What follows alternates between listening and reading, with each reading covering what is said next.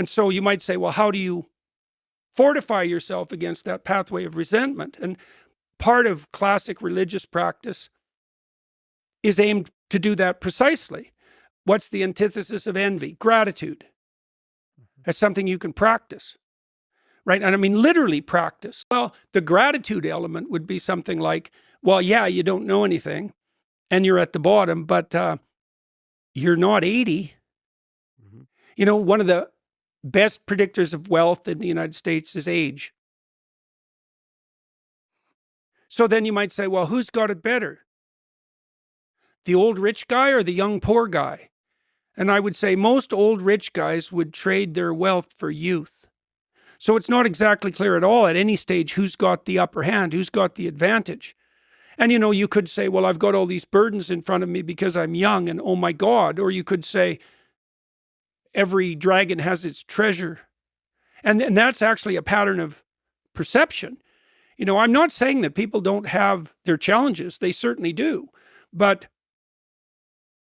discriminating between a challenge and an opportunity is very, very difficult. And learning to see a challenge as an opportunity, that's the beginning of wisdom. It's interesting. I don't know how it works. Maybe you can elucidate.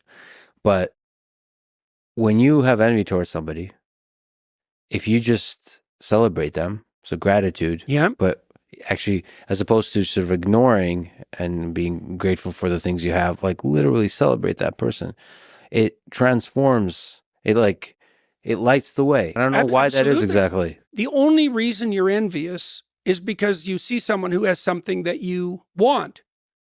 Okay, so let's think about it. Well, first of all, the fact that they have it means that in principle, you could get it. At least someone has. So that's a pretty good deal. And then you might say, well, the fact that I'm envious of that person means that I actually want something.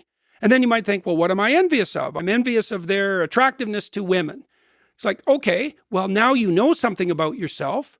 You know that one true motivation that's making itself manifest to you is that you wish that you would be the sort of person who is attractive to women. Now, of course, that's an extremely common longing among men, period, but particularly among young men. It's like, well, what makes you so sure you couldn't have that? Well, how about, here's an answer. You don't have enough faith in yourself. And maybe you don't have enough faith in, well, I would say the divine. You don't believe that the world is characterized by enough potentiality so that even miserable you has a crack at the brass ring.